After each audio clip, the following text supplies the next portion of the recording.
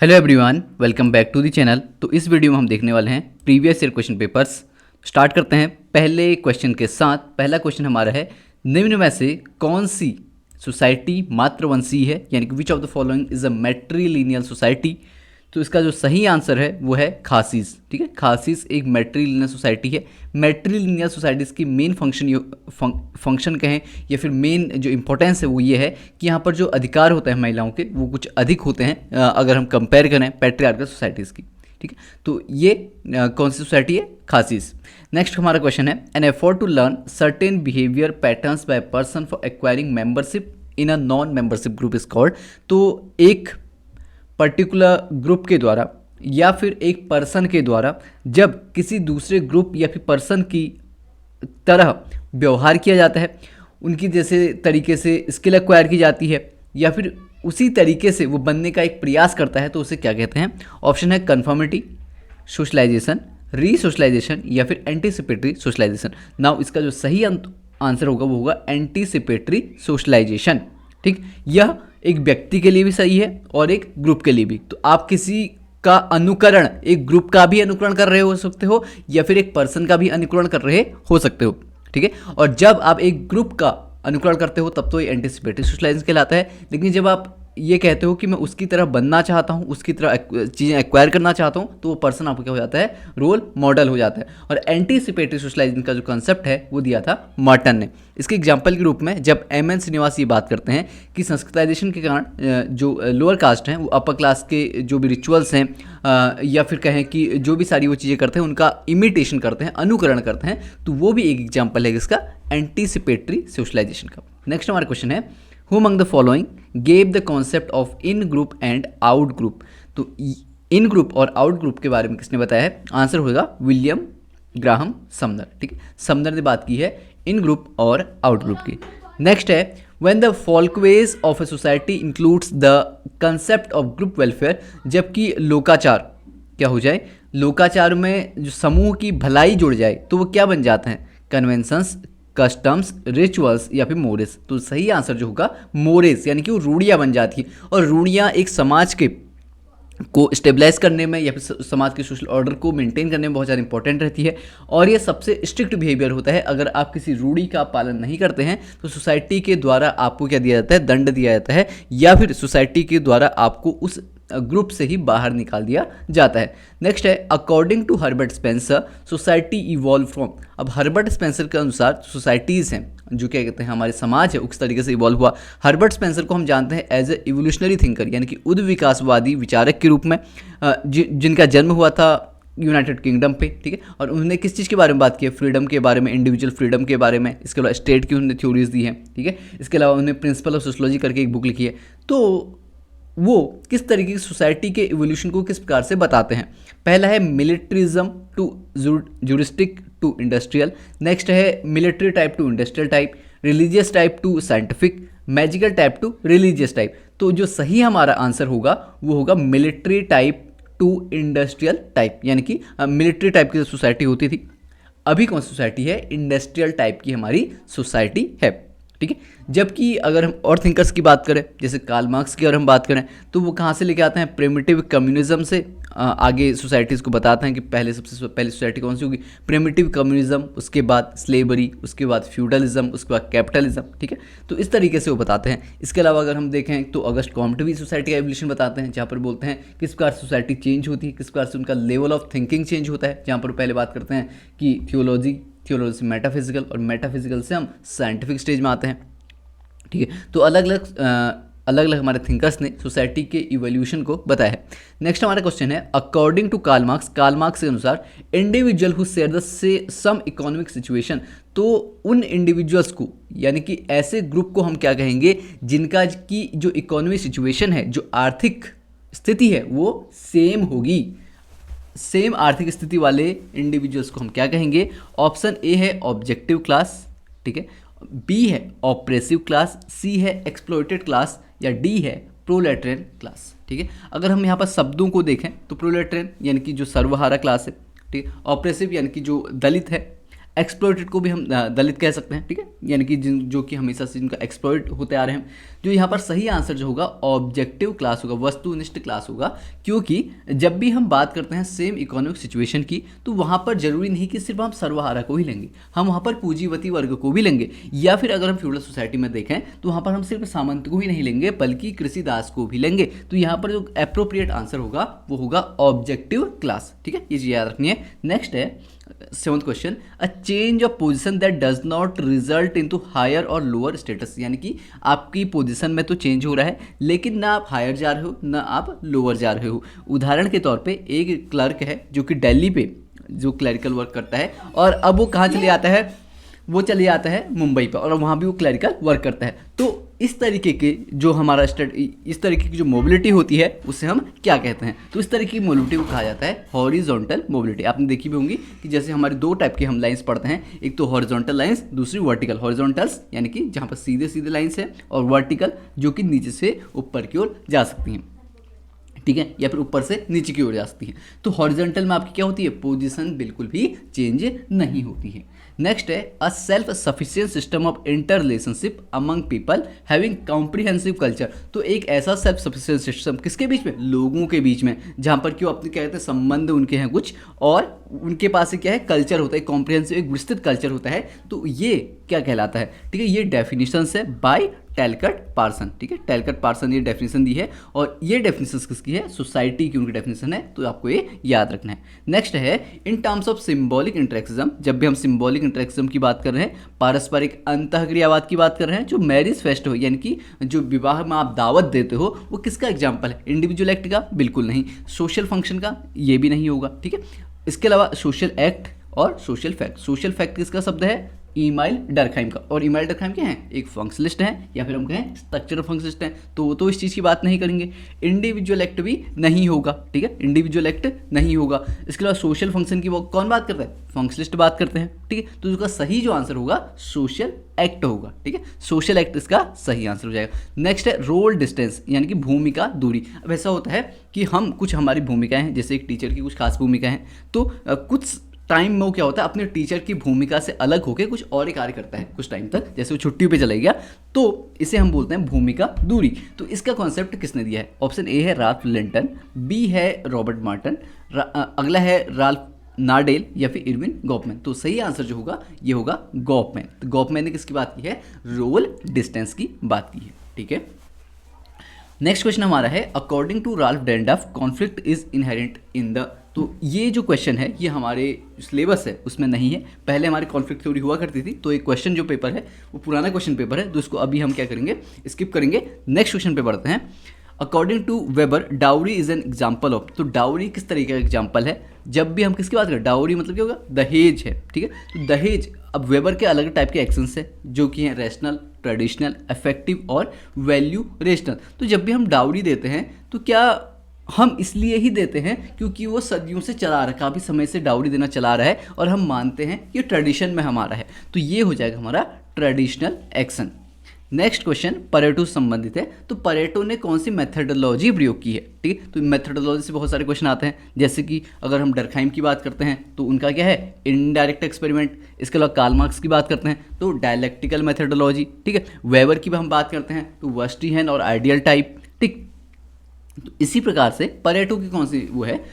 Next हमारा है logico experimental methodology, methodology of verstehen या फिर लॉजिको जुडिशियल मेथडोलॉजी। तो सही आंसर जो हो जाएगा वो हो जाएगा लॉजिको एक्सपेरिमेंटल मेथडोलॉजी। किसके द्वारा प्रयोग की गई, परेटो के द्वारा प्रयोग की गई, ठीक है। और वर्स्टीहेन से कौन संबंधित है, मैक्स वेबर संबंधित है। इसके अलावा डायलेक्टिकल से अगर हम बात करें तो कार्ल मार्क्स संबंधित है, ठीक। नेक्स्ट देखते हैं आगे, तो ये इनका हिंदी वर्जन भी है, ठीक है। नेक्स्ट है एन आइडिया और object that stand for and express the meaning of another idea. तो एक ऐसा ऑब्जेक्ट या फिर एक ऐसा एक्ट जो कि किसी और चीज़ को सिंबलाइज करता हो तो उसे हम क्या कहते हैं। ऑप्शन ए है सिस्टम, बी है सिंक्रेटिज्म, सी है सिंबल और डी है सिंथेसिस। तो इसका सही आंसर हो जाएगा सिंबल। जैसे हम ओम बनाते हैं, ठीक है, तो इसका जो अर्थ है, ये जो अर्थ है लिटरल मीनिंग इसकी नहीं होती, बल्कि ये किसी और चीज़ को सिम्बोलाइज़ कर रहा है। चाहे हम क्या करें, मंदिर को सिम्बोलाइज़ कर रहा है, चाहे एक रिलीजन को सिम्बोलाइज़ कर रहा है, तो इसका जो सिंबल है, ये जो चीज़ है वो एक, ये जो ऑब्जेक्ट है वो किसी और चीज़ को सिम्बोलाइज़ कर रहा है, एक दूसरे ही आइडिया को क्या कर रहा है, दे रहा है, दूसरे आइडिया को एक्सप्रेस करने का कार्य कर रहा है। ठीक है, नेक्स्ट है अकॉर्डिंग टू मैक्स वेबर के अनुसार the full scale development of the modern bureaucracy is possible only under which of the following authority system. तो मैक्स वेबर ने किसके बारे में बात किया, सत्ता के बारे में बात की है। ठीक है, तो वो कहते हैं जब भी, और ब्यूरोक्रेसी के बारे में उन्होंने बात की है, तो जब ब्यूरोक्रेसी में एक, अगर हमको बहुत अच्छे लेवल की ब्यूरोक्रेसी चाहिए जहाँ पर कि सारी चीज़ें अच्छे से फंक्शन हो, तो हमको कौन सी अथॉरिटी चाहिए होगी, ट्रेडिशनल, कैरिज्मेटिक, रैशनल लीगल या फिर रेडिकल। तो रेडिकल अथॉरिटी के बारे में तो कभी मैक्स में बात नहीं करते, तो ये कट। ठीक है, अगर ट्रेडिशनल अथॉरिटी जो कि सदियों से चली आ रही है, तो ऐसी अथॉरिटी भी ब्यूरोक्रेसी में हमारे लिए उतनी ज़्यादा इंपॉर्टेंट नहीं होगी, तो ये भी कट। कैरिज्मेटिक एक व्यक्ति के कारण हो सकती है, उसमें एक करिश्मा होता है, ठीक है, जिसके कारण लोग उसमें आकर्षित होते हैं, लेकिन ज़रूरी नहीं कि वो काम ही करे ब्यूरोक्रेसी के लिए, ठीक है, वो इफेक्टिव ही हो, तो ये भी हमारा कट हो जाएगा। जो हमारा सही होगा रेशनल लीगल, यानी कि आपके पास पर्टिकुलर गोल्स हैं, उसी के अनुसार आप कार्य कर रहे हो, ठीक है, यानी कि लॉजिक के अनुसार आप कार्य कर रहे हो। Next, according to Durkheim unity based on resemblance, यानी कि जहाँ पर क्या होगा कि सभी लोग समान होंगे, तो ऐसे इस तरीके की चीज़ों में हम कौन सी कहते हैं सॉलिडारिटी होगी, तो उसका सही आंसर है मैकेनिकल सॉलिडारिटी। मैकेनिकल सॉलिडारिटी का मेन फीचर ही होता है लाइकनेस और सेमनेस। ठीक है, ऑर्गेनिक में नहीं हुआ, क्योंकि ऑर्गेनिक में क्या होता है, ऑर्गेनिक सॉलिडारिटी में हम देखते हैं कि हिट्रोजिनिटी पाई जाती है, सभी लोग अलग अलग रहते हैं। ठीक है, और इसके अलावा हाई डिवीजन ऑफ लेबर होता है, लेकिन जो मैकेनिकल सॉलिडारिटी है सभी में लगभग क्या होता है, सेम चीज़ें ही होती हैं। नेक्स्ट है कि social rank is not tied exclusively to the individual's role in economic production. ये किसने कहा कि जो आपकी सोशल रैंक होती है वो सिर्फ और सिर्फ इकोनॉमी डिसाइड नहीं करती, बल्कि और भी सारी चीज़ें होती हैं जिसके कारण आपकी सोशल रैंक डिसाइड होती है। तो पहली बात कि इकोनॉमिक प्रोडक्शन की बात आई है, तो मार्क्स तो यहाँ से कट हो जाएगा, क्योंकि मार्क्स क्या है, एक इकोनॉमिक डिटर्मिनिज्म। ठीक है, कार्ल मार्क्स के लिए हम शब्द यूज करते हैं, कार्ल मार्क्स के लिए हम शब्द यूज करते हैं, वो है इकोनॉमिक डिटर्मिनिज्म, यानी कि हमेशा वो इकोनॉमी को ही जिम्मेदार ठहराता है किसी भी चीज़ के लिए, तो ये कट हो गया। नेक्स्ट है इमाइल डर्कहाइम। ठीक है, इमाइल डर्कहाइम ने इस तरह की कोई बात नहीं की है। नेक्स्ट हमारा है मैक्स वेबर और अगला है गुर्नाल मिडाल। तो सही आंसर हमारा हो जाएगा, वो हो जाएगा मैक्स वेबर। ठीक है, मैक्स वेबर ने बोला कि सिर्फ आपकी जो इकोनॉमिक सिचुएशन है वही इंपॉर्टेंट नहीं होती, लेकिन आपकी जो और सारी चीज़ें हैं जिसमें को ट्रिपार्टाइट मॉडल की बात करते हैं, तो जो आपकी क्लास है, जो आपकी पावर है, सोशल सिचुएशन है, वो भी इंपॉर्टेंट रहती है, सिर्फ और सिर्फ इकोनॉमी ही इंपॉर्टेंट नहीं रहती है। नेक्स्ट है कार्ल मार्क्स ने किसके बीच में डिस्टिंग्विश किया है, क्लास एंड स्टेटस ग्रुप। ठीक है, स्टेटस ग्रुप के बारे में कौन बात करता है, मैक्स वेबर बात करते हैं। Class in itself, class of for itself, modern and post modern society, ethnic group and class. जो सही आंसर हमारा यहाँ पर हो जाएगा वो हो जाएगा class in itself and class for itself. ठीक है, सबसे पहले क्लास इन इटसेल्फ बनती है, उसके बाद जब जो हमारे वर्कर्स हैं उनमें बहुत ज़्यादा क्या आ जाती है कि उनको ज्ञान हो जाता है कि उनका शोषण हो रहा है, उनमें एक तरीके की कॉन्शियसनेस आ जाती है, तो फिर क्या बन जाती है, क्लास फॉर इटसेल्फ।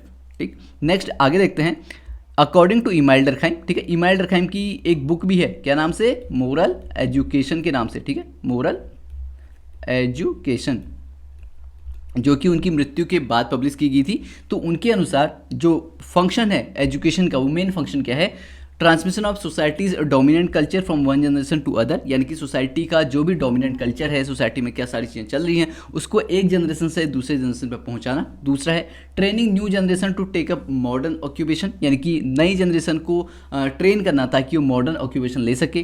टीचिंग करना, रीडिंग करना, राइटिंग करना और टेंशन मैनेजमेंट करना। तो इसका सही आंसर हो जाएगा कि एक सोसाइटी के डोमिनेंट आइडिया को दूसरे क्या करना, पास ऑन करना दूसरी जनरेशन पे। तो ये मेन फंक्शन किसका है, एजुकेशन का है। तो यहाँ से आपको ये चीज़ें याद रखनी है। नेक्स्ट है विच of the functions the incest taboo performance. तो इंसिस्ट टैबू यानी कि इंसिस्ट टैबू एक ऐसी चीज़ होती है कि जिसमें हम कहते हैं कि हम अपने जो ब्लड रिलेटिव हैं उनके बीच में विवाह नहीं कर सकते, उनके बीच में हम शारीरिक संबंध स्थापित नहीं कर सकते हैं। तो इससे ये किस तरीके क्या परफॉर्म करता है, manifest function, latent function, dysfunction या फिर सिंबॉलिक। और मैनिफेस्ट और लेटेंट फंक्शन के बारे में कौन बात करता है, मर्टन बात करते हैं ना।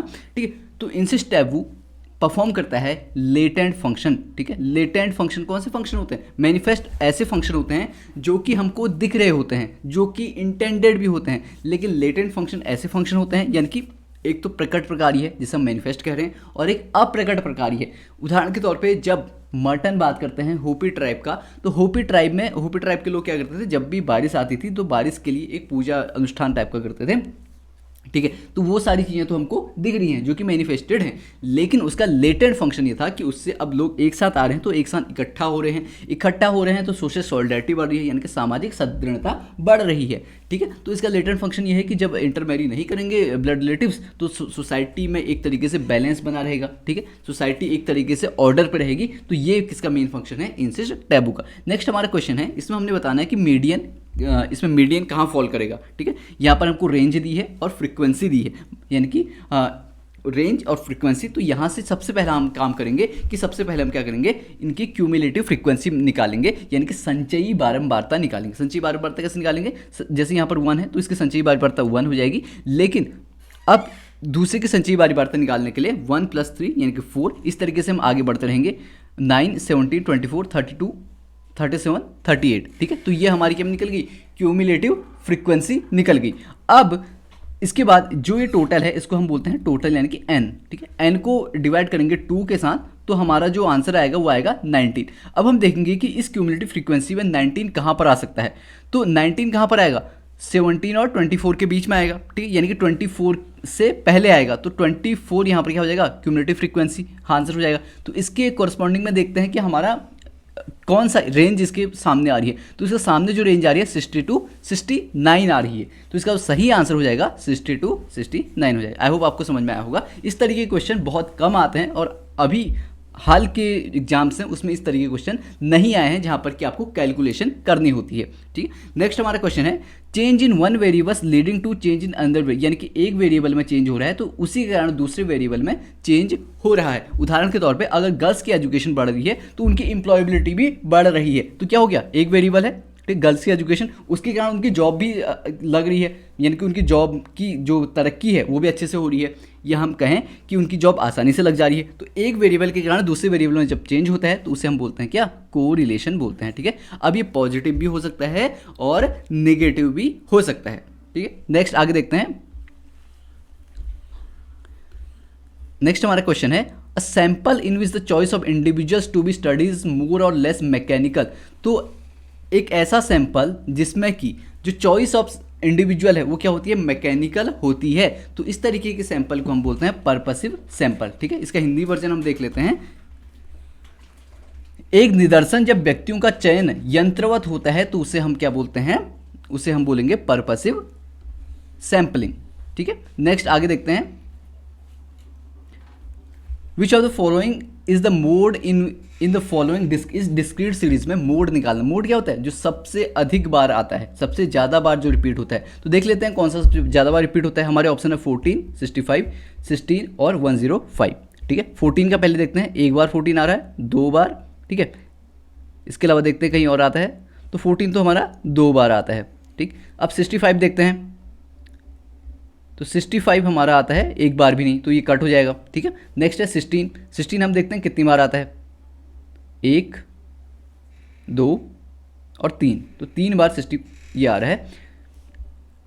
1, 2, 3, 4, 4 बार आ रहा है। ठीक है, 4 बार ये आ रहा है। और 105 की अगर हम बात करें तो 105 कहीं भी नहीं आ रहा, तो सबसे ज़्यादा बार कौन सा आ रहा है? 16 आ रहा है, तो आंसर क्या हो जाएगा? 16 हमारा आंसर हो जाएगा। ठीक है, नेक्स्ट क्वेश्चन हमारा है, categories of data must be. तो किसी भी डेटा की जब भी हम कैटेगरी बनाते हैं, ठीक है, कोई भी डेटा है, टेबल बना रहे हैं, तो वो क्या होने चाहिए? Mutually exclusive, mutually inclusive, mutually competitive या फिर रैंडम। तो हमेशा म्यूचुअली एक्सक्लूसिव होने चाहिए, हमेशा एक दूसरे से अलग होने चाहिए। ठीक है, तो तभी हम क्या करेंगे? वो सही डेटा हमारा है। नेक्स्ट है, the ability of a research study technique instrument to test what is design to test is known as, यानी कि वही वो टेस्ट करे जो कि उसको टेस्ट करना है, तो ये कहलाती है वैधता। मतलब कि वही टेस्ट किया जाए जिसको कि टेस्ट करना है। रिलायबिलिटी तो क्या होती है कि जब आप एक पर्टिकुलर टेस्ट कर रहे हो किसी चीज़ में और उसका जो आंसर है उस समय भी वही आ रहा है और दूसरे बार भी वही आ रहा है। उदाहरण के तौर पे जैसे कि एक वेइंग मशीन है, ठीक है, आज आप टेस्ट कर रहे हो, ठीक है, आज आप टेस्ट करते हो, यानी कि आप मान लेते हो कि संडे को आप टेस्ट करते हो, ठीक है, संडे को आपका जो वेट आता है 65 आता है, मंडे को भी वेट आता है 65 आता है, ट्यूसडे को भी वेट आता है 65 आता है, ठीक है। तो इसका मतलब क्या होगा, ये रिलायबल हो गया। लेकिन ऐसा हो सकता है कि इंस्ट्रूमेंट खराब हो और हमेशा क्या हो रहा हो, गलत वेट ही दे रहा हो, तो इसका मतलब है कि रिलायबल तो है लेकिन वैलिड नहीं है। वैलिड कब होगा, जबकि जो इसमें मतलब जो वेट 65 है और 65 ही आ रहा है, जो हम टेस्ट करना चाह रहे हैं, जो इंटेंडेड टेस्ट है हमारा, वही उसका आंसर आए, तो ये कहलाएगी वैलिडिटी। नेक्स्ट हमारा क्वेश्चन है, change in the behaviour of research subject as a result of their knowledge that they are being studied. यानी कि एक फेमस क्या हुआ था, एक्सपेरिमेंट हुआ था जिसमें ये देखा गया था कि अगर आपको कोई ऑब्जर्व करता है, कोई आपको देखता है कि आपका टेस्ट हो रहा है, या फिर जैसे आप सीसीटीवी कैमरा लगा लो कहीं पर, तो जो लोगों की इफेक्टिवनेस है या फिर लोगों का जो बिहेवियर है वो चेंज हो जाता है, ठीक है। जैसे हम देखते हैं ना कि लोग कैमरा पर तो कुछ और बोलते हैं, जब कैमरा ना हो तब कुछ और बोलते हैं। तो इस तरीके की एक्सपेरिमेंट को हमने क्या कहा, ऑप्शन ए है एक्सपेरिमेंटल इफेक्ट, बी है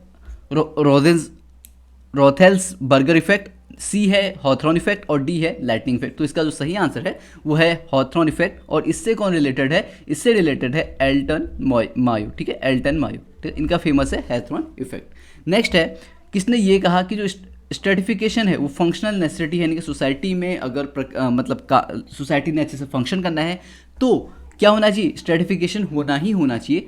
पहला है Ralph Dahrendorf, Lewis Coser, Claude Levi Strauss या फिर Kingsley Davis and Wilbert Moore. तो आंसर है Kingsley Davis and Wilbert Moore, इसका सही आंसर हो जाएगा। तो इन्होंने कहा कि सोसाइटी में क्या है, स्ट्रेटिफिकेशन है, स्तरीकरण है। जैसे कि हम देखते ना कि इंडिया पे देखते हैं कास्ट सिस्टम है, ब्राह्मण क्षत्रिय वैश्य शूद्र, 4 वर्ण हमको देखने को मिलते हैं। इसके अलावा हमने देखा कि जैसे क्लास है, क्लास में क्या देखते हैं हम, लोअर मिडिल और क्या अपर क्लास है। तो हमेशा से क्या होता है कि इनमें क्या देखने को मिलता है, हमको एक स्ट्रेटिफिकेशन देखने को मिलता है। सो ये स्ट्रेटिफिकेशन बहुत ज़्यादा नेसेसिटी सोसाइटी की, ये किसने कहा है, Kingsley Davis and Wilbert Moore के द्वारा कहा गया है। नेक्स्ट हमारा क्वेश्चन है साइक्लिकल थ्योरी से रिलेटेड। तो साइक्लिकल थ्योरी से रिलेटेड हमारा क्वेश्चन है, cyclical theory of social change has been advanced by sociologist from time to time, identify the correct order in which their contribution appeared in the sociological literature. तो जो कौन से समाजशास्त्री ने कब ये सोशियोलॉजिकल थ्योरीज दी है, तो इसका हमको आंसर देना है। पहला हमारा ऑप्शन है A Oswald Spengler, Pitirim Sorokin, Arnold Toynbee, B है अर्नोल्ड टॉयनबी, स्पेंगलर और सोरोकिन, सी है सोरोकिन टॉयनबी स्पेंगलर, डी है Arnold Toynbee, Pitirim Sorokin and Spengler. इसका सही आंसर जो होगा हो जाएगा option number A Oswald Spengler, Pitirim Sorokin and then Arnold Toynbee. तो इसका सही आंसर है, इसी क्रोनोलॉजी में आपको याद रखना है, ठीक है। और ऑस्लर स्पेंगलर की एक फेमस बुक है जिसका नाम है डिक्लाइन ऑफ द वेस्ट, ठीक है, डिक्लाइन ऑफ द वेस्ट, तो ये आपको याद रखनी है। नेक्स्ट है Karl Marx standpoint on social change is the dialectical process of economic forces in history. तो जब भी कार्ल मार्क्स किसकी बात करता है, डायलेक्टिक्स की बात करता है, द्वंद्वात्मक प्रक्रिया की बात करता है, किसमें, हिस्ट्री पे, तो वो अलग अलग फेजेस उसके बताता है, डायलेक्टिक्स के अलग अलग फेज बताता है। तो उसका सही क्रम हमको दिखाना है, thesis antithesis synthesis, synthesis antithesis thesis, antithesis thesis synthesis या फिर सिंथेसिस थीसिस एंटीथेसिस। इसका सही आंसर हो जाएगा, पहले आती है थीसिस यानी कि वाद, उसके बाद आता है एंटीथेसिस यानी कि प्रतिवाद, और उसके बाद आता है सिंथेसिस यानी कि संवाद। यानी कि ऑप्शन नंबर ए हमारा क्या हो जाएगा, सही आंसर हो जाएगा वाद, प्रतिवाद और संवाद। आगे देखते हैं question, community refers to, community क्या होती है, एक कहते हैं समुदाय क्या होता है, तो हमको इसके अनुसार किसके अनुसार देखना है, इन कोड के अनुसार देखना है, ठीक है। पहला है अ कास्ट ऑर्गेनाइजेशन, सॉरी यहाँ से स्टार्ट करते हैं, joining together of families and other groups for economic interdependence, पहला। बी है joining together of families and other groups for sharing common cultural values. C हमारा है other backward class recognize by government, तो ये तो हमारा ऑप्शन सी जो है वो कट हो जाएगा, ठीक है, क्योंकि कम्युनिटी के लिए जरूरी नहीं कि सरकार उसको रिकॉग्नाइज करे, ठीक, उसके लिए और सारी कंडीशंस होती हैं जो कि फुलफिल करनी चाहिए। तो पहले तो ये देखते हैं कि जहाँ जहाँ हमारा सी आता है उसे हम कट करते हैं, ये कट, ठीक है, इसके अलावा ये भी कट। अब डी हमारा ऑप्शन है अ कास्ट ऑर्गेनाइजेशन, तो एक कास्ट तो इंडिया में कहीं भी रह सकती है, तो उसकी कॉमन टेरिटरी वाला जो फीचर होता है हमारा कम्युनिटी का वो खत्म हो जाएगा, ठीक है, तो इसलिए हम डी वाला भी कट करें। अब हमारे पास बचे ए एंड बी, तो आंसर हो जाएगा ऑप्शन नंबर बी, जहाँ पर कि जो फैमिलीज हैं अपनी इकोनॉमिक इंटरडिपेंडेंस के लिए रह रही हैं, और दूसरा वो क्या करती हैं, कुछ कल्चर वैल्यूज़ शेयर करती हैं। जैसे अगर हम ट्राइब को अगर कम्युनिटी कह रहे हैं, ठीक है, तो ट्राइब में हमको क्या देखने को मिलता है कि वहाँ पर एक फिक्स टेरिटरी उनकी होती है, वी फीलिंग होती है, और कुछ कल्चर वैल्यूज़ वो शेयर करती है। ठीक, यहाँ पर आपको जब भी कोड बेस्ड क्वेश्चन आता है तो ये ध्यान रखने की जरूरत है कि आप सबसे मोस्ट अप्रोप्रिएट वाला चुनेंगे, ठीक है, और कोड के अनुसार कौन सा सही हो रहा इसे भी देखेंगे। नेक्स्ट आगे देखते हैं, यहाँ पर मैच द फॉलोइंग है, बहुत ही फेमस क्वेश्चन है और हमेशा से आता है, तो मैच कर लेते हैं। ठीक है, रेफरेंस ग्रुप ब्यूरोक्रेसी, यानी कि रेफरेंस ग्रुप जिसके अनुसार आप बनना चाहते हो उसे हम बोलते हैं रेफरेंस ग्रुप। ब्यूरोक्रेसी, नौकरशाही, symbolic interaction, micro sociology, Randall Collins, G H Mead, Max Weber, R K Merton और रेटक्लिफ ब्रांच। तो रेफरेंस ग्रुप के बारे में जो बात करता है वो बात करता है आर के मर्टन, ठीक है, reference group are K Merton. Bureaucracy के बारे में बात की है मैक्स वेबर ने, ठीक है, मैक्स वेबर ने। इसके अलावा सिंबॉलिक इंटरेक्शन के बारे में जो बात करता है वो है जीएच मीड। तो मैच करते हैं पहले, रेफरेंस ग्रुप का ए का हमारा हो जाएगा 4, ए का 4 यहाँ पर भी आ रहा है, ए का 4 यहाँ भी है। बी है ब्यूरोक्रेसी के बारे में बात करते हैं कौन, मैक्स वेबर, ठीक है, मैक्स वेबर बात करते हैं ब्यूरोक्रेसी के बारे में, तो बी का हमारा हो जाएगा 3, बी का 3, सी का 2 सिंबॉलिक इंटरेक्शन जीएच मीड, और माइक्रो सोशोलॉजी के बारे में रेंडल कॉलिंस। तो आंसर हो जाएगा हमारा डी, यानी कि रेफरेंस ग्रुप किसके बारे में, R K Merton, bureaucracy Max Weber, symbolic interaction G H Mead, और माइक्रो सोशोलॉजी रेंडल कॉलिंस। ठीक है, आई होप ये आपको समझ में आया होगा। नेक्स्ट क्वेश्चन देख लेते हैं। नेक्स्ट क्वेश्चन में हमको क्या करना है, लिस्ट ए दी है और लिस्ट बी दी है, उनको हमको मैच करना है। ठीक है, evolution, anticipated socialisation, role, culture lag. ठीक है, तो सबसे सिंपल से स्टार्ट करते हैं। कल्चर लैग के बारे में कौन बात करता है, विलियम एफ ऑकबर्न की बात करता है, यानी कि डी का हमारा 2, डी का टू हम देख लेते हैं। डी का 2 हमारा सिर्फ सी वाले ऑप्शन में, बाकी भी मैच करते हैं। सी का फर्स्ट, यानी कि रोल के बारे में कौन बात करता है, राल्फ लिंटन, ठीक, सी का फर्स्ट। बी का 3, यानी कि एंटिसिपेटेड सोशलाइजेशन के बारे में कौन बात करता है, आर के मर्टन। और ए का 4, यानी कि इवोल्यूशन उद्विकास के बारे में कौन बात करता है, हर्बर्ट स्पेंसर। तो इस तरीके से हमने मैच किए। नेक्स्ट भी एक मैच द फॉलोइंग है, तो इसका देख लेते हैं। ठीक है, यहाँ पर लिस्ट ए और लिस्ट बी है। ठीक, सबसे सिंपल से हम स्टार्ट करेंगे, क्यों, क्योंकि इससे हमारा टाइम भी बचेगा और हम जल्दी से क्वेश्चन भी सॉल्व कर पाएंगे। ठीक है, सबसे पहले देखते हैं सर्वे। ठीक है, सर्वे क्या है, एक तरीके का सेंसस है। जब भी आप कहते हैं सेंसस में क्या करते हो, सर्वे ही तो करते हो, सर्वेक्षण करते हैं। जब भी हम क्या करते हैं, जनगणना करते हैं, तो इसका मतलब वहाँ पर क्या करते हैं, हम सर्वे करते हैं। ए का 3, ठीक है, ए का 3 यहाँ पर भी है, ए का 3 यहाँ पर भी है। Next, content analysis. जब आप एक टीवी सीरियल पे रिसर्च करोगे तो उसको हर चीज़ को देखोगे ना, उस कंटेंट को निकालोगे किस तरीके से उसमें चेंज हुआ, तो ये एक तरीके क्या है, कंटेंट एनालिसिस है। यानी कि सी का हमारा 2, ठीक, सी का 2 तो यहाँ पर आ गया। ऑप्शन नंबर बी हमारा सही आंसर होगा। और कोई मैच कर लेते हैं। बी का हमारा हो जाएगा 4, स्ट्रीट कॉर्नर सोसाइटी एक पार्टिसिपेटरी ऑब्जर्वेशन थी। ठीक है, किसके द्वारा, विलियम एफ वाइट के द्वारा। और केस स्टडी तब होगी जब हम हिंदू फैमिली को देखेंगे, किसमें, अर्बन सेटिंग में। अगर हम जब बायोग्राफी की बात करेंगे तो ये क्या हो जाएगी, लाइफ हिस्ट्री हो जाएगी, जीवन इतिहास हो जाएगा। ठीक है, ये हो जाएगा लाइफ हिस्ट्री। तो इस तरीके से हमने मैच किए। आगे क्वेश्चन देखते हैं। In the state system, state system में क्या होता है, स्टेट सिस्टम में जब हमने फ्रेंच सोसाइटी देखी थी, ठीक है, तब स्टेट सिस्टम के बारे में हमने देखा था। ठीक है, पहला ऑप्शन है social position determined by relationship to the land by, जो आपकी सोशल पोजीशन है, यानी कि सामाजिक स्थिति किस प्रकार से होगी, वो किसके द्वारा डिटरमाइन होती है, कि आपका कि जो बर्थ है किस तरीके से हुआ है। ठीक है, जो लैंड पे ओनरशिप है वो किसके द्वारा होती है, बर्थ के द्वारा होती है। Social position stabilise by military force, social position arrived at through the consensus, यानी कि एक मत ऐक्य। Social position determined by sale of house की सेल, तो सेल ऑफ हाउस तो कट हो जाएगा, यानी कि जहाँ जहाँ डी है वहाँ पहले हम कट करते हैं, डी कट, यहाँ भी डी कट। दूसरा social positions arrived at through consensus, यानी कि एक मत, ये भी नहीं, कभी नहीं होगा। तो ठीक है, जहाँ सी है उसको भी कट करते हैं, ये भी। तो हमारा सही आंसर बचा ए एंड बी, यानी कि जो सोशल पोजीशन आपकी डिटरमाइन होती है, एक तो आप कहते हैं किस कहाँ पे जन्म लिए हो, ठीक है, आपका जो लैंड का एरिया कौन सा आपका होगा, तो बर्थ से ही डिसाइड हो जाता है। दूसरा सोशल पोजीशन डिटरमाइन होती है किससे, मिलिट्री फोर्सेस के द्वारा। क्वेश्चन नंबर 36 है। ठीक है, तो ये भी क्या है, एक कॉन्फ्लिक्ट प्रोस्पेक्टिव का क्वेश्चन है जो कि हमारे सिलेबस में नहीं है। बाद में जब भी ऐसे क्वेश्चन होंगे तो हम उनको एक साथ देखेंगे। ठीक है, नेक्स्ट हमारा क्वेश्चन है क्वेश्चन नंबर 37। ठीक है, तो इसमें भी हमको क्या करना है, मैच द फॉलोइंग करना है। मैच द फॉलोइंग करते हैं। यहाँ पर आइडिया या कॉन्सेप्ट दिए हैं और यहाँ पर स्कॉलर्स हमको दिए गए हैं। पहला है जनरलाइज्ड अदर, ठीक है। जनरलाइज्ड अदर की कौन बात करता है? GH मीड बात करते हैं, यानी कि डी का हमारा 5, डी का 5, दो ऑप्शंस में आ रहा है। अब नेक्स्ट है कि society is not made up of macro structure, the essence society is to found in actors and actions, actor and actions की बात हो रही है। Conflict is a central process in social life, तो सोशल लाइफ में हमेशा क्या होता है? कॉन्फ्लिक्ट होता है। Quasi group, interest group and conflict group, तो ये बात करता है कौन? राल्फ डेरेनडॉर्फ, ठीक है। ए का हमारा हो जाएगा 2, देखते हैं ए का 2 कहाँ पर आता है। ए का 2 यहाँ पर आ रहा है और डी का 5 यहीं पर आ रहा है, और तो हमारा ऑप्शन नंबर ए सही हो जाएगा। और भी मैच कर लेते हैं। तो नेक्स्ट है बी का 1, conflict is central part of social life, ये कहता है रेंडर कॉलिंस, ठीक है। सी का 3, यानी कि society is not made up of micro structure, the essence of society is to be found in actors and actions, तो ये है हर्बर्ट ब्लूमर का, ठीक है। और हर्बर्ट ब्लूमर वो इंसान है जिन्होंने क्या किया? सिंबॉलिक इंटरेस्ट टर्म दिया है। तो इस तरीके से हम चीज़ों को क्या कर सकते हैं? मैच कर सकते हैं। और इसके अलावा इसमें आपको ये भी पता चल रहा है कि कौन सी चीज़ें आपको छोड़नी है, कौन सी चीज़ें आपको वन लाइनर की तरह याद करनी है, कौन से आपको क्या करना है? पूरी थ्योरी याद करनी है। तो हर क्वेश्चन जो होता है वो अलग अलग पार्ट्स में डिवाइडेड होता है, जिसके हमने देखा कि कुछ हमारे क्वेश्चन होते हैं जो कि फैक्ट बेस्ड होते हैं, कुछ क्वेश्चन हमारे थ्योरी बेस्ड होते हैं, ठीक है। और कुछ क्वेश्चन ऐसे होते हैं जो कि कॉमन सेंस बेस्ड होते हैं, जहाँ पर कि अगर आपको आंसर नहीं भी आता है फिर भी आप उसको क्या कर सकते हैं? सॉल्व कर सकते हैं अपने कॉमन सेंस के बेसिस पे, ठीक। नेक्स्ट है हमारा क्वेश्चन नंबर 38। क्वेश्चन नंबर 38 है social stratification is a social necessity.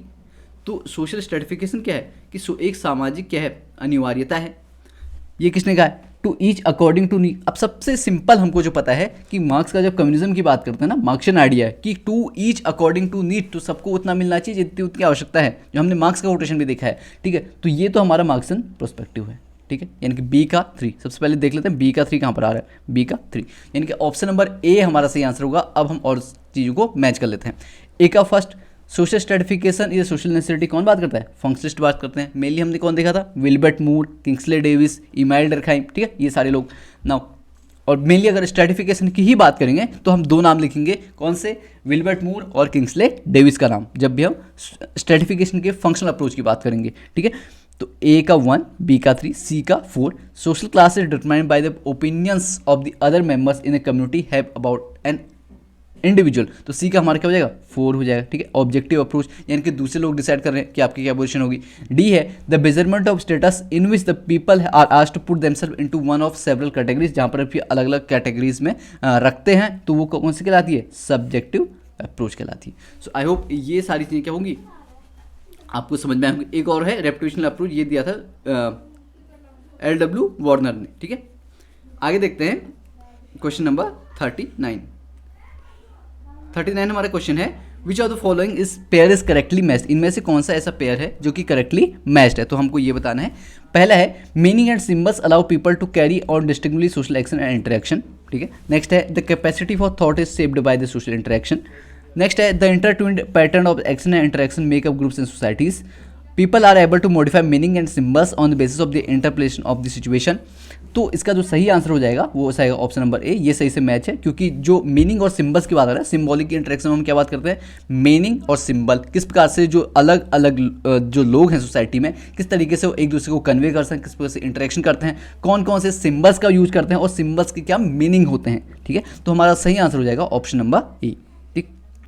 Next हमारा है 40 number question, manifest function of education, यानी कि प्रकट प्रकार क्या है किसके? एजुकेशन के, शिक्षा के प्रकट प्रकार क्या हैं? पहला है कल्चर ट्रांसमिशन, दूसरा social control, control of marriage पर्सपेक्ट या फिर कल्चर डिफ्यूजन।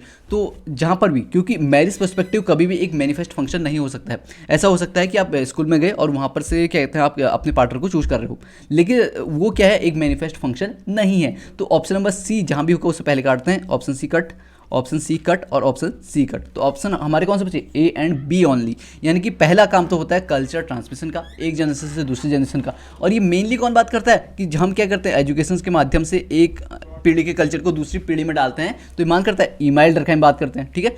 दूसरा है सोशल कंट्रोल, यानी कि किस प्रकार से हम उनको कंट्रोल कर सके, सामाजिक नियंत्रण उठा सके। नेक्स्ट हमारा है विच of the following tools a social researcher may use in studying social reality of illiterate. अब जो पॉपुलेशन है यहाँ पर 41 क्वेश्चन जो है वो रिसर्च से रिलेटेड एक क्वेश्चन है।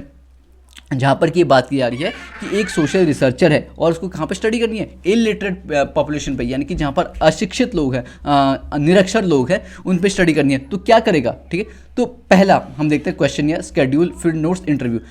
क्वेश्चन ईयर यानी कि प्रश्नावली, ठीक है। प्रश्नावली क्या होती है, एक प्रश्नों की एक ऐसी श्रृंखला होती है जिसको कि डांग द्वारा स्वयं जाके रिस्पोंडेंट को दिया था और स्वयं वो फिल करते हैं। अब उनको पढ़ना ही नहीं आता तो क्या वो क्वेश्चन फिल कर पाएंगे, नहीं कर पाएंगे। तो जहाँ जहाँ ऑप्शन ए है उसे हम कट करते हैं, ऑप्शन ए कट, यहाँ भी कट, ठीक है। अब हमारे पास ऑप्शन नंबर सी और ऑप्शन नंबर डी बचा। नेक्स्ट है इंटरव्यू, फील्ड नोट्स, स्केड्यूल। तो जो सबसे अप्रोप्रिएट होगा उसको हम चूज करेंगे। स्केड्यूल कर सकते हैं। स्केड्यूल में हम क्या होता है, अनुसूची में हम स्वयं भरते हैं, जो रिसर्चर होता है वो स्वयं जाके वहाँ पर फिल करता है। फील्ड नोट्स में हम स्वयं से बना सकते हैं, इसके अलावा हम इंटरव्यू भी ले सकते हैं, ठीक है। तो जो आंसर होगा वो होगा ऑप्शन नंबर सी, ठीक है, यानी कि B C D, schedule, field notes and interview.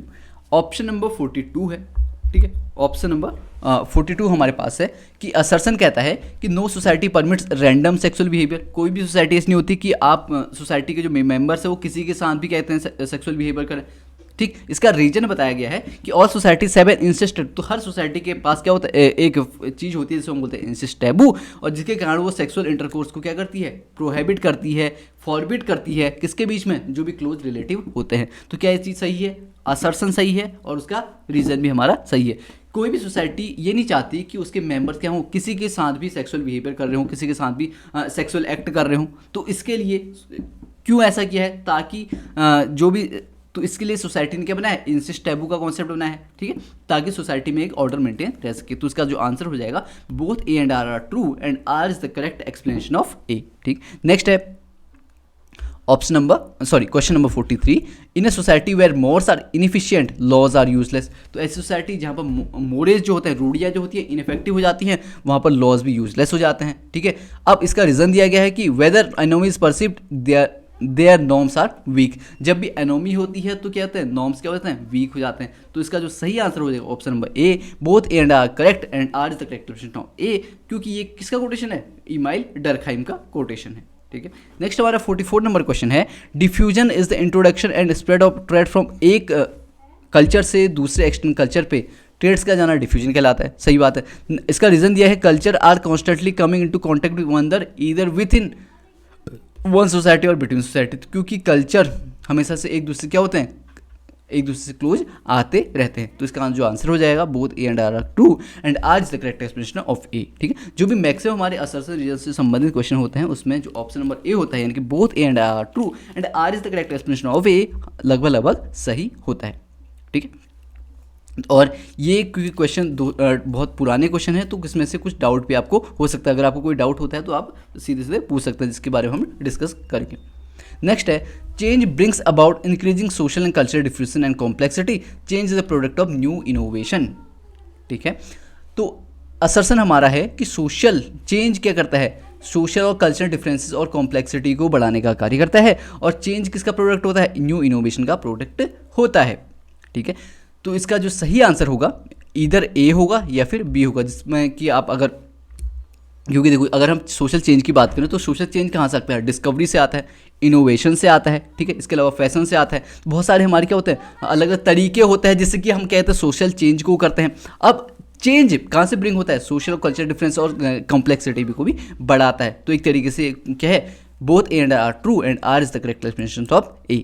So I hope यहाँ तक आपको समझ में आ रहा होगा। नेक्स्ट हम देखते हैं कि economic growth leads to social culture growth, declining birth rate for the economic growth. तो पहली है कि जो इकोनॉमिक ग्रोथ होती है वो सोशल कल्चर चेंज को बढ़ाती है, सही बात है। दूसरा है कि डिक्लाइनिंग बर्थ रेट, जो अगर बर्थ रेट कम होंगी तो इकोनॉमिक ग्रोथ भी ज़्यादा होगी। हालांकि दोनों क्या हैं, असर्शन और रीजन सही हैं लेकिन एक दूसरे से रिलेटेड नहीं है। तो हमारा जो ऑप्शन नंबर बी होगा, both A and R true but R is not the correct explanation of A, यानी कि इकोनॉमिक ग्रोथ हो रही है उससे सोशल कल्चर चेंज हमको देखने को मिलेंगे ही मिलेंगे। लेकिन जो दूसरा हमारा स्टेटमेंट है, जो उसका कारण बताया गया है, वो कारण बताया गया है कि जब बर्थ रेट क्या होती है, बढ़ती है, स्पूर्स होती है, ठीक है, तो क्या होता है, इकोनॉमिक ग्रोथ भी होती है, उसको बढ़ाने का काम करती है। डिक्लाइनिंग जो बर्थ रेट है, यानी कि बर्थ रेट में क्या होगी, कमी होगी, तो उससे इकोनॉमिक ग्रोथ बढ़ेगी। तो इसका कारण एक तरीके से सही नहीं है। तो इसका जो आंसर होगा both A and R are true but R is not the correct explanation of A, ठीक। नेक्स्ट है 47 number question, caste in India is playing an important role in democratic politics. तो डेमोक्रेटिक पॉलिटिक्स में जो cast का role है बहुत ज़्यादा है। इसका रीज़न ये बताया गया है, democratic form of governance allow people to participate freely in a politics. ठीक है, तो इंडिया पे जो कास्ट का रोल है वो डेमोक्रेटिक पॉलिटिक्स में है। ठीक है, इसमें बहुत सारे हमारे थिंकर्स भी बात करते हैं, जैसे कि रजनी कोठारी ने भी इसमें बात की है। ठीक है, इसके अलावा हम बात करें एम.एन. श्रीनिवास के बारे में, वोट बैंक का जब वो कॉन्सेप्ट देते हैं, ठीक है, कास्ट का बताते हैं किस कारण से जो कास्ट है इंपॉर्टेंट रोल प्ले करती है किसमें, डेमोक्रेटिक पॉलिटिक्स में। या फिर जब फैक्शन हमको देखने को मिलता है, ठीक, तो उसमें भी इंडिया पे क्या होती है, जो कास्ट है वो इंपॉर्टेंट रोल प्ले करती है। लेकिन क्या democratic form of governance allow people to, तो लेकिन दूसरा हमारा रीज़न दिया गया है कि डेमोक्रेसी में क्या होता है कि जो लोग हैं फ्रीली पार्टिसिपेट कर सकते हैं पॉलिटिक्स में, तो ये भी सही चीज़ है। लेकिन जो इसका एक्सप्लेनेशन है वो सही नहीं है, तो ऑप्शन नंबर बी हमारा सही हो जाएगा, both A and R true but R is not the correct explanation of A. ठीक है, आई होप आपको समझ में आया होगा। नेक्स्ट हम देखते हैं असर्शन और रीजन का question. Conflict rooted in the class struggle between unequal groups always lead to social change. अब इसमें मार्क्स कहता है, Marx argued the class conflict is the most basic and fundamental source of all social change. तो इसका जो answer है both A and R true and R is the correct explanation of A. क्योंकि जो conflict कब होता है, जब क्लास स्ट्रगल होता है किसके बीच में, अनइक्वल ग्रुप्स के बीच में, हैव्स और हैव्स नॉट के बीच में, चाहे वो कोई भी सोसाइटी हो। अगर हम कैपिटलिस्ट की बात करें तो अभी हम बुर्जुआसी और प्रोलेटारिएट की बात करते हैं, तो क्या आता है, ये सारे लोग क्या करते हैं, सोशल चेंज को करते हैं। सोशल चेंज किस फॉर्म में, रेवोल्यूशन के फॉर्म में। ठीक है, और मार्क्स ये आर्ग्यू करता है क्लास कॉन्फ्लिक्ट तभी होगा जब क्लास कॉन्फ्लिक्ट क्या है, मोस्ट बेसिक और fundamental source of social change है। ठीक है, तो वहीं से वो स्टार्टिंग करता है। तो इसका जो आंसर हो जाएगा both A and R true and R is the correct explanation of A. ठीक है, ऑप्शन क्वेश्चन नंबर 49 है, the continuous change from a simple society to more complex society has been the dominant concern of variety of disciplines. अब reason दिया गया है, sociologist are continue to be influenced by what has come to be known as social evolutionary thought. तो social evolutionary thought से क्या होता है, जो सोशलॉजिस्ट है वो क्या है, इन्फ्लुएंस्ड हैं। तो इसका जो सही आंसर हो जाएगा both A and R true and R is the correct explanation of A. Question number 50, last question हमारा है, an ethnic group is population socially identified according to culture criteria such as language, religion और national origin. ठीक है, तो एक जो ethnic group है इसकी परिभाषा यहाँ पर ली है, तो आपको इसको याद करना है, नोट करना है। एक एथनिक ग्रुप में हम क्या देखते हैं, एक ऐसी पॉपुलेशन जिसको कि सोशली ऐसे आइडेंटिफाई किया जाए कि उसकी एक पर्टिकुलर लैंग्वेज होती है, पर्टिकुलर रिलीजन होता है, पर्टिकुलर नेशनल ओरिजिन होता है। दूसरा रीज़न इसका बताया गया है कि आप क्या कर सकते हो, सोशल आइडेंटिफिकेशन कर सकते हो, यानी कि इथेनिसिटी को दूसरे पे क्या कर सकते हो, इम्पोज कर सकते हो। तो इसका आंसर जो होगा A is true but R is false. जैसे मेरी एक एथनिक क्या है, पहचान है, मान लें मैं नॉर्थ इंडियन हूँ, तो क्या आप मुझे साउथ इंडियन बना दोगे, नहीं बना सकते। या फिर जो मेरी लैंग्वेज है, जो मेरा कल्चर है, जो मेरी इथेनिसिटी है, उसे आप इम्पोज नहीं कर सकते। ठीक है, तो इसका जो आंसर हो जाएगा A is true but R is false. I hope आज की जो ये वीडियो थी आपको चीज़ें समझ में आई होंगी। जो भी क्वेश्चन आपके हैं आप कमेंट बॉक्स में छोड़ सकते हैं। ठीक है, थैंक यू सो मच, मिलते हैं अगली वीडियो में।